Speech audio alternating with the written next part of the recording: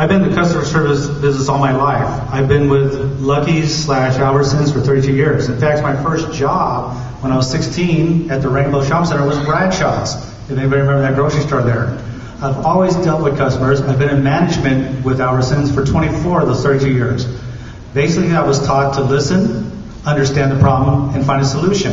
That's one thing I'm going to offer being mayor of IB is I'm going to listen and try to find solutions. And one thing, like Tim was pointing out, not only are you the ambassador, you're like the head cheerleader for IB. You're trying to sell the city. When I get done talking to someone, I don't want them to say, I want to go to IB. I want them to say, dang it, we're going to go to IB. And that's what I need to do. Thank you. Thank you. Mr. Bilbray. Yeah, can you repeat the question for me, please? Explain how your career experience will translate into an asset on the city council. Well, first off, being a young person, I bring a different aspect or a different point of view to what I believe the city needs. Being a surfer, I believe that we really need to get the water cleaned up, but I've been around this pretty much my entire life. I know the avenues that need to be taken. I've got the relationships already in place to help the mayor really get the money that I believe the city's owed. Now, with my plumbing experience and my sailing experience, I understand what the working people of Imperial Beach goes through. Being a construction worker, we're the hardest hit. During this time of recession, we're the first ones to feel it and the last ones to get over it. So I really believe I can help the mayor, whoever that may be, get things done. Thank you. Ms. Bragg. Thank you. The first time I sought public office, I was in the 6th grade, and I ran for president of the student council, and I was elected. And that's where it started. The first time I went to a city council meeting here in Imperial Beach was about 18 years ago. Walked in, sat down, watched the proceedings in front of me, and I was hooked. I said, this is better than daytime television. You really have to like this kind of thing to even want to do it. I've been involved in many civic organizations in this community, and the list is too long to go into. And while those civic organizations play a role in shaping your approach to your municipality, there's nothing like sitting on a city council meeting and procedurally the ins and outs and just the nuances of being up there on the dais. And that, you think, oh, that's pretty intense. When you take that and magnify it, because as a council member, we represent you regionally and at the state level as well, it gets even more intense. Thank you. Thank you. And now we're ready for our next question, and Mr. Fisher will lead off. Mr. Fisher, what are your views on Proposition 19?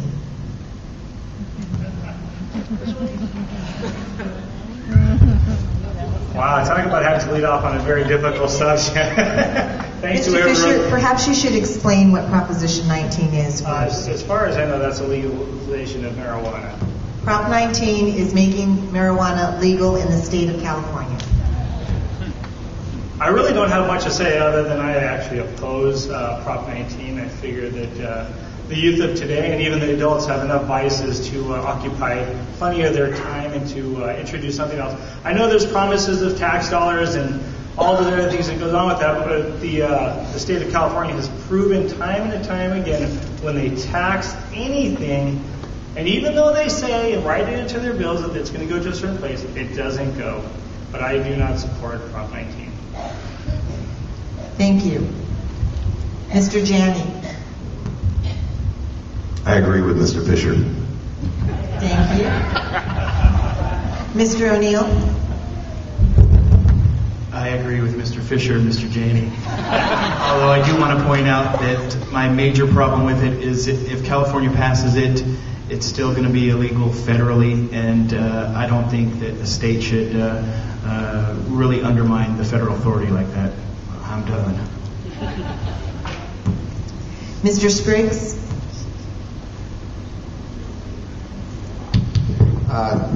This issue's in the courts. It's a mess. It's on one hand you've got federal law, then you got state law. On one hand you've got the promise of more tax revenue and maybe a way to bail out the state. On the other hand, you've got basic morality and what's really in the best interest of people. The people I've talked to in IB don't really support this, and I'm doing a lot of walking now in connection with the campaign, and I'm sure I'll hear a lot more of it and be able to formulate a more definite position. But right now, I don't see how this community is really going to come together and support this proposition, and that's kind of where I stand right now. Thank you. Mr. Taylor? My wife and I read this proposition last night. We came to the decision that we oppose it, but our reason was we could just picture ourselves going to the movies or going shopping at a mall or something and having people running around giggling and laughing and acting kind of goofy all over the place just because they can. I understand the pros on it. And the cons are a little weak, but I really don't want to, no. Thank you. Ms. Welsh? I have to support the people on this. They brought this to the ballot. They are really interested in changing this. It seems that prohibition is not something that worked with alcohol. People make choices. We are adults. They are talking about this as regulating it like you would alcohol. It's not just people randomly running around getting weed, And so I really think that people have decided to stop criminalizing things. And there are many things that we can criminalize, but this one I think that people are tired of. And I think that they need to feel like they make choices and are not babysat by the federal government. We, the people, are the people who make these decisions. All right, so that's my decision. Thank you. No applaud, please, or else I'll have to ask you to leave. Mr. Bibby? This is a real hard subject. I see the pros, and you kind of agree with them, and you see the cons, and you kind of agree with that too. And I thought it was actually really funny seeing that Hoboken County was against it because they didn't want to ruin their small business outlets over there. I thought that was kind of funny seeing the county against it because they didn't want to ruin their businesses.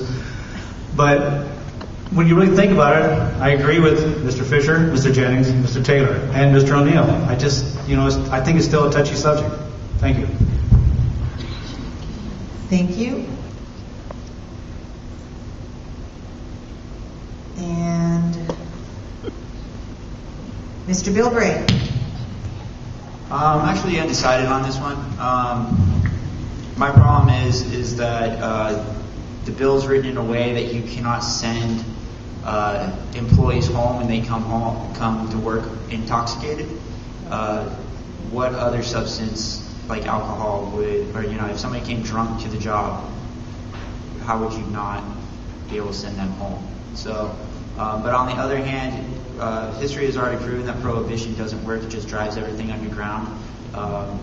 So I really haven't come to a conclusion on it. I'm leaning more towards the opposing side because of the employer. But I do believe that marijuana is not any more detrimental than tobacco or alcohol. I think alcohol and tobacco are more detrimental to society than any other substance. Thank you. Ms. Bragg? Thank you.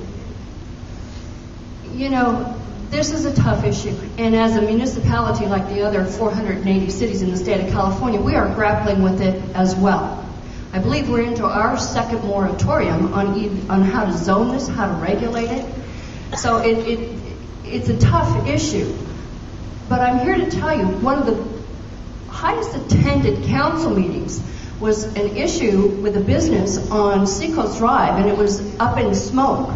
And it was a business that wanted to open there and dispense and sell paraphernalia. And I'm going to tell you, this community was absolutely awesome. The number of people who spoke against that. So while I may have my own personal issues, I think, again, this is an issue that the community will decide, the state will decide. Unfortunately, I think that compassionate medical marijuana has gotten sideways. I think what it started out to be and what it's ended up to be are two different things. And I believe that this is an issue as far as dispensaries, anyways, that the county should look at, Thank not you. cities. Mr. Brown. I oppose of it. Thank you.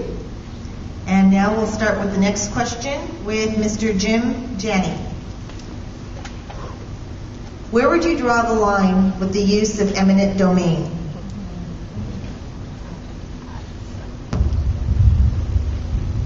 Eminent domain is a very difficult subject to understand. It's the state of California. We basically banned it on any residential property at all. That means you cannot have a rental or anything. So eminent domain cannot be used on anything that's residential. The use of eminent domain, it was meant to be able to further public projects. Places like Connecticut kind of abused it and made it something that it wasn't supposed to. There are chances that it becomes beneficial to both the community and the property owner if we do use eminent domain, and that comes down to tax purposes. So I think it's a balancing subject as far as what we're trying to do with the community, and also sometimes what the property owners are looking forward to do too. Thank you. Thank you. Mr. O'Neill. Eminent domain can be a sticky issue. I want to give you an example of when I would have used it if I was on the city council, and that's the Seacoast Inn. For 15 years, the owner of the Seacoast Inn put off the city's best interest for 15